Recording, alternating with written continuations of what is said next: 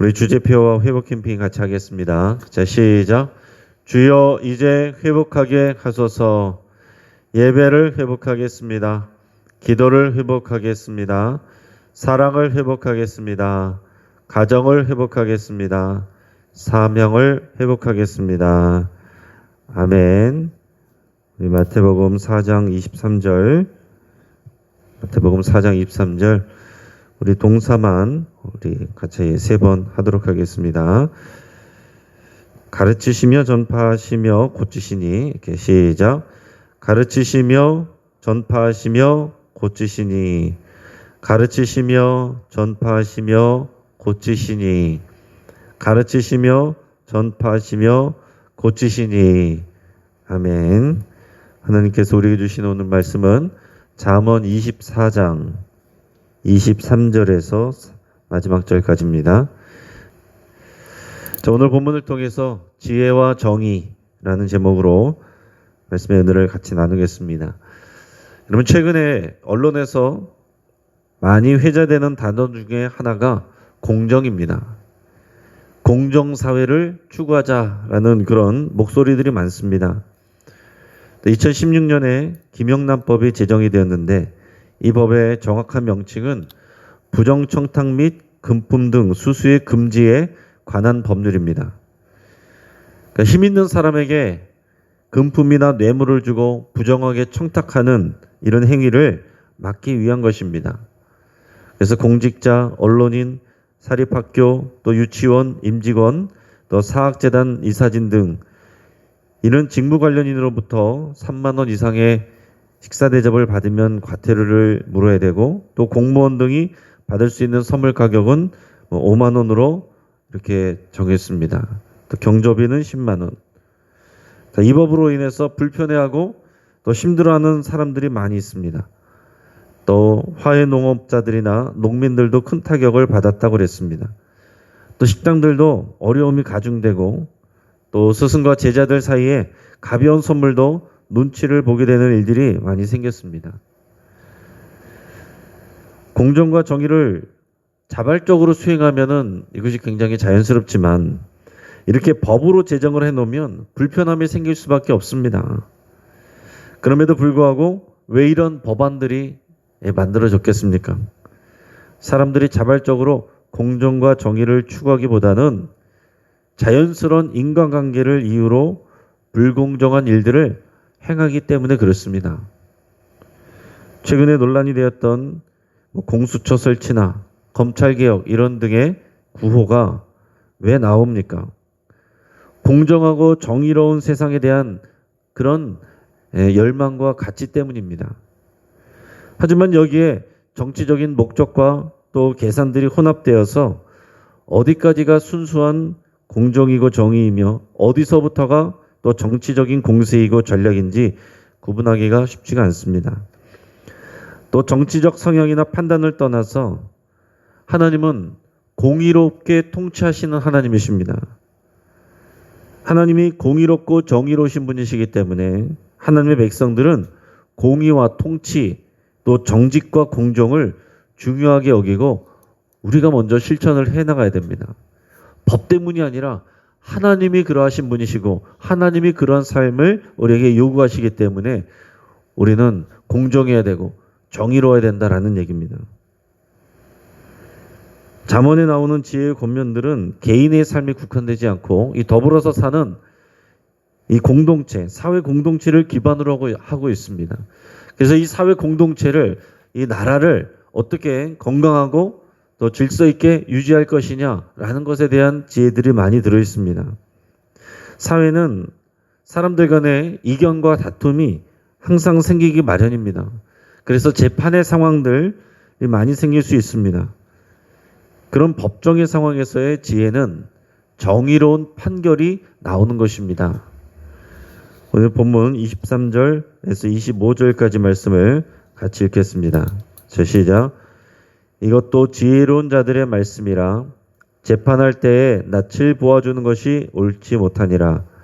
악인에게 네가 옳다 하는 자는 백성에게 저주를 받을 것이요 국민에게 미움을 받으려니와 오직 그를 견책하는 자는 기쁨을 얻을 것이요 또 좋은 복을 받으리라. 아멘. 자, 솔로몬의 잠언에 이어서 22장 17절부터는 지혜자들의 이런 말씀 모음집의 내용들이 이어지고 있습니다. 자, 그런데 오늘 본문에서는 이 재판장에서 재판장에게 가져야 될 그런 지혜를 말하고 있어요. 정의롭고 공정한 판결, 이것이 재판장이 해야 될 일이죠. 이것이 재판장의 지혜입니다. 그런데 오늘 23절에서 보니까 뭐라고 그랬습니까? 낯을 보아주는 것이 옳지 못하다. 낯을 보아준다는 게 무슨 말이겠어요? 그 사람이 누구냐에 따라서 판결을 다르게 하는 것을 얘기하는 것입니다.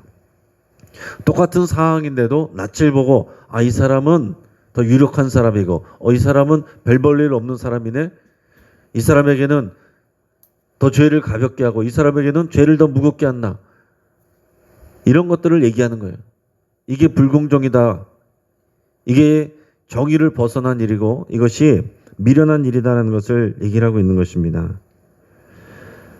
자신과 가까운 사람, 자신에게 유익을 주는 사람, 이런 사람에게는 판결을 유리하게 하고 또 내가 싫어하고 미워하는 사람, 나에게 손해를 끼쳤던 사람, 그런 사람이면 더 강하게 판결을 불리하게 한다면 그 재판은 이미 공정함을 잃은 것이죠. 그러니까 재판은 낯을 보고서 하면 안 되는 것입니다. 낯을 보고 한다. 이것은 벌써 인간적인 관계, 정치적인 술수가 벌써 그 안에 섞여 들어가는 것입니다. 24절에 보면 개인적인 관계나 이권 때문에 악인에게 옳다라고 판결을 내리는 것은 그런 재판장이라면 백성에게 저주를 받고 또 국민에게 미움을 받을 거라고 얘기를 하고 있습니다. 또 반대로 자신과 가까운 사이일지라도 죄가 있는 피고인을 25절에서 견책한다는 것은 유죄를 정해주는 거죠. 죄가 있다라고 분명하게 밝혀주는 것, 견책하는 것입니다. 그렇게 하는 재판장이라면 기쁨과 복을 얻게 될 것이다. 그게 무슨 얘기입니까? 어떤 사사로운 관계와 상관없이 법을 공정하게 집행하는 재판장, 죄가 있으면 죄가 있다라고 분명하게 얘기를 하는 그렇게 판결을 내리는 재판장이 공의롭고 정의롭고 그런 지혜 있는 재판장이다. 당연히 그렇게 해야 된다라는 것을 권면을 하고 있습니다.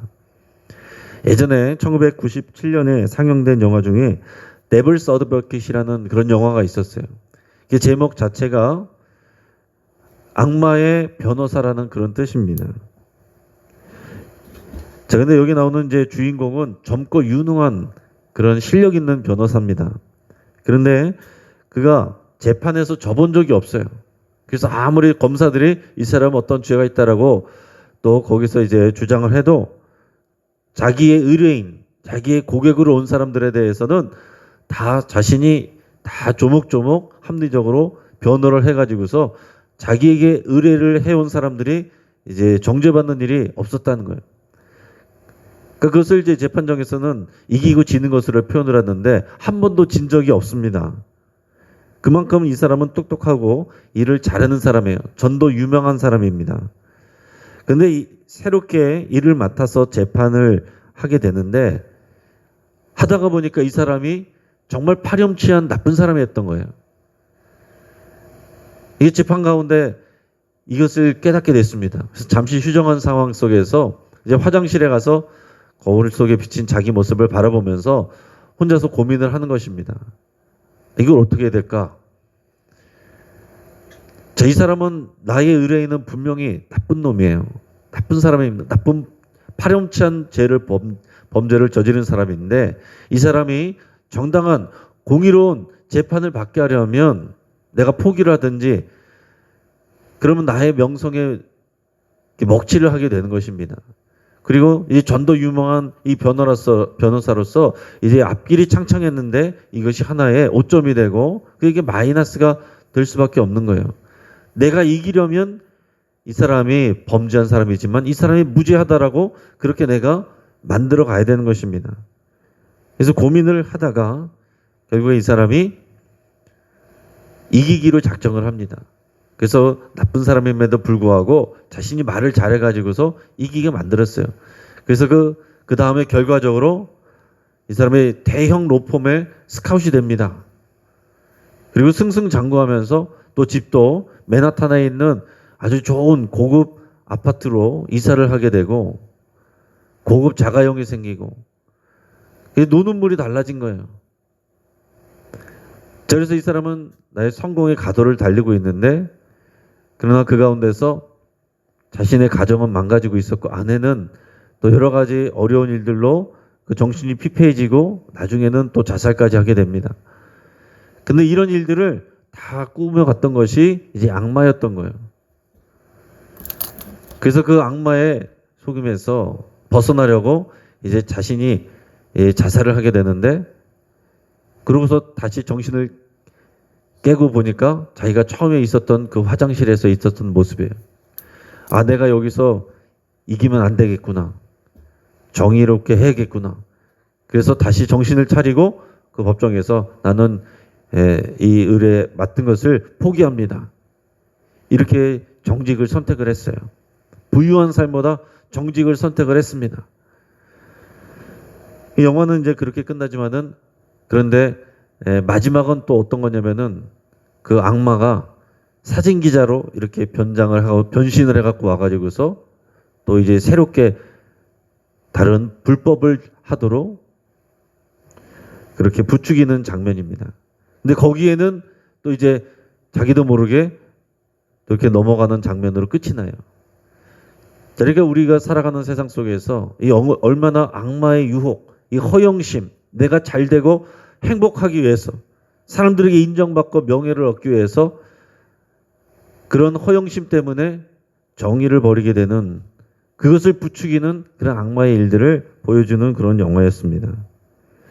여러분, 우리 삶에서의 모습과 상황은 다르지만 그 영화하고는 물론 다를 수가 있겠지만은 우리 삶 속에서도 여전히 그런 선택의 상황들이 오게 됩니다. 우리가 정의와 공정을 선택할 것인지 아니면 나의 유익과 편리를 추구할 것인지 여기에 대한 선택의 기로에 대해서 우리는 수시로 놓이게 되는 거예요. 근데 정의와 공정 여기보다는 나의 유익을 추구할 때는 보통 어떤 얘기들 합니까? 아우 좋은 게 좋은 거지. 남들도 다 이렇게 해요. 아유 우리가 남인가? 이런 얘기들을 하면서 서로 눈 감아주고 봐주고 밀어주고 끌어주고 하는 사이에 정의와 공정은 뒤편에 가게 된다라는 얘기입니다. 여러분 이것이 다른 사람들과 권력자들의 입에서 나올 때는 불의하다 이렇게 얘기하게 되지만은 이것이 나의 문제로 연결이 될 때는 우리가 상황이 달라지게 돼요. 아 이거 고맙다. 이게 불리한 일인데 그래도 우리가 남이가 그러면서 우리가 학연지연으로 이끌어주고 보호해주면은 고맙다고 하죠. 그러니까 여러분 우리가 사람에 따라서 그 낯을 가리는 일이 나의 일이라면 또 우리가 자세가 달라지는 경우가 많은데 성경에서는 그것은 지혜롭지 못한 일이라고 말하고 있는 것입니다. 재판정이 아니라 일상생활에서도 우리는 어떤 판단을 하게 될 때에 사람에 따라서 적용하게 되면 정의롭지 못한 것이고 공정하지 못한 것입니다. 법과 원칙에 따라서 공정하게 적용하는 지혜를 추구를 해야 됩니다. 가정에서 부모는 자녀를 공정하게 대해야 됩니다. 자녀들도 부모님에게 가장 불만받게 되는 것 중에 하나는 뭐냐면은 형제를 편애한다. 그렇게 느낄 때 부모에게 반감을 갖습니다. 또 교회에서도 어떻습니까? 교회에서도 성도들이 상처를 받게 되는 경우 중에 많은 경우들은 공평하게 대하지 않는다라는 거예요. 누구에게는 특별하게 대하고 특별하게 또 막 세워주고 누구는 그런 기회를 주지 않고 하는 불공정한 일들이 교회 안에서도 경험되게 될 때 실망하게 되고 상처를 받게 된다라는 거죠. 그럼 더 나아가서는 이제 재판장이 아니라 이제 증인의 입장에 대해서도 이제 지혜에 대해 얘기를 하고 있습니다. 오늘 28절, 29절 말씀을 같이 읽도록 하겠습니다. 자, 시작. 너는 까닭 없이 내 이웃을 쳐서 증인이 되지 말며 내 입술로 속이지 말지니라.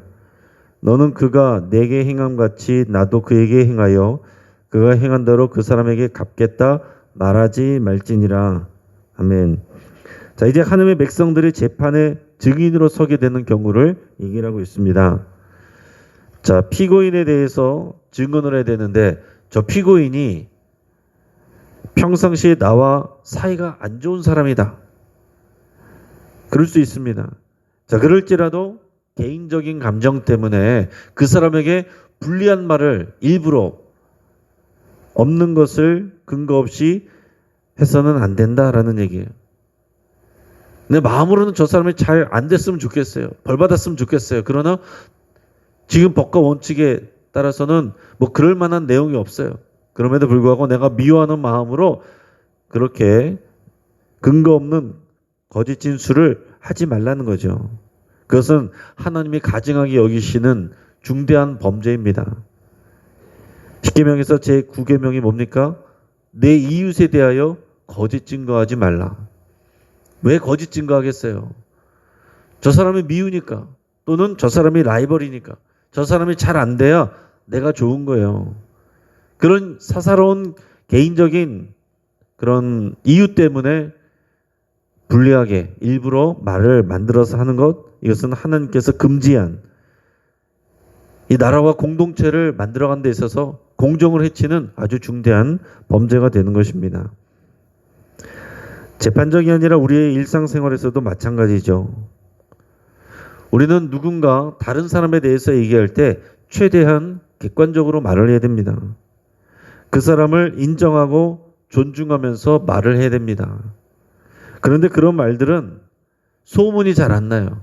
경험적으로 보면 누군가에 대해서 칭찬하는 말들은 소문이 잘 안 돕니다. 한두 달이 건너가면은 그다음부터는 얘기가 돌지 않아요. 근데 누군가에 대해서 불리한 말, 비난하는 말, 그런 얘기는 금방 돕니다. 앞에서 재판장이 낯을 보아주는 것처럼 나랑 가까운 사람에게는 후하게 인심을 쓰고 반대로 내 마음에 들지 않고 나를 상처 주었던 사람에게는 필요 이상으로 정색하며 혹독하게 대하거나 말하진 않는지 그렇게 돌아볼 수 있길 바랍니다. 그런 일들이 얼마든지 교회 안에서도 있을 수 있습니다.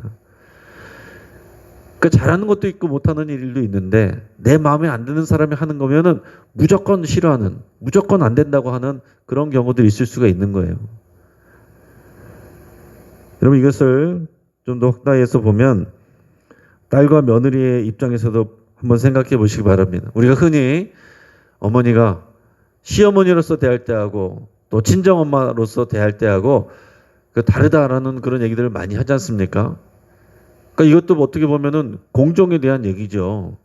공정하게 똑같은 사람인데 공정하게 대해야 되는 거 아닙니까? 그런데 그렇지 않게 되는 일들이 많다는 것입니다. 어떤 사람이 이제 자신의 일상생활을 인터넷에 올리는 글을 썼는데 여성분인 것 같아요. 젊은 여성분인 것 같은데 자신의 시어머니에 대해서 이제 얘기를 썼어요. 그래서 뭐라고 썼냐면 이제 시어머니가 다음 주에 생일인데 전화가 왔습니다. 며느리에게 전화를 해서 얘야, 내가 요즘에 이렇게 허리가 아프다.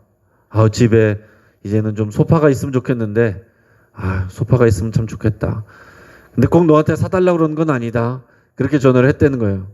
그러니까 이제 며느리가 이제 마음에 부담이 되잖아요. 자신도 이제 경제적인 막 이런 것들을 잘 아껴가면서 해야 되는데 갑자기 소파를 사드려야 되려니까 돈이 많이 부담이 됐습니다. 그래서 시누이한테 전화를 한 거예요. 그래서 어머님이 이러이러하니 우리가 같이 돈을 모아서 소파를 사드립시다. 그랬더니 시누이가 탁 잘라서 거절을 하는 거예요. 아유 언니 나 안 돼. 나 요즘에 너무 돈이 없어요. 그냥 언니랑 오빠가 사시고 소파를 어떤 거 살지 고를 때는 내가 같이 도와줄게. 그렇게 얘기한 거예요.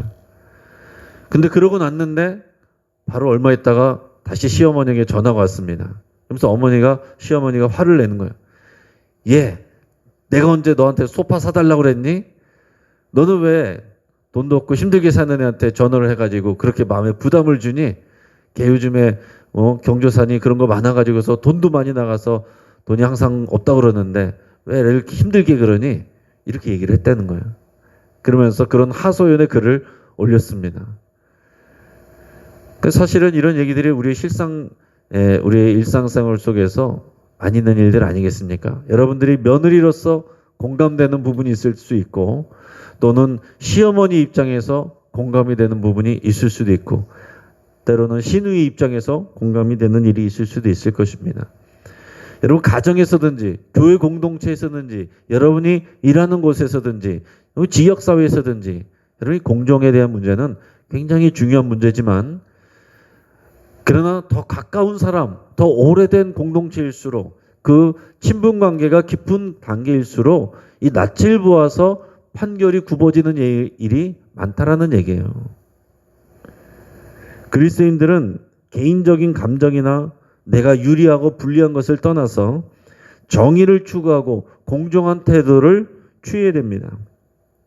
특히 중요한 판단을 하는 상황에서 개인적인 친분이나 감정으로 결과가 달라지지 않도록 해야 됩니다. 여러분 교회 안에서도 중요한 일을 결정을 한다. 중요한 일꾼을 뽑는다. 어떤 중요한 원칙에 따라서 하기보다는 어떤 가까운 관계, 나에게 잘해줬으니까, 그리고 나에게 이익을 주니까 하는 낯을 보아서 한다는 것은, 그것은 하나님이 보시기에 올바른 일은 아니 되겠죠. 여러분 한국인들은 법과 정의보다는 인정과 관습과 상하관계를 더 중요하게 여깁니다. 그 아시아권의 나라들은 대부분 더 그래요.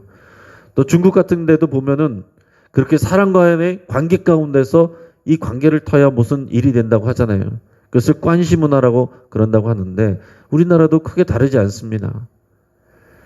그냥 똑같은 일처리도 그냥 하면 잘 안 되는 것이지만은, 그러나 누구를 통해서 또 소개를 받거나 또 어떤 관계가 있거나 그러면 또 일처리가 달라집니다.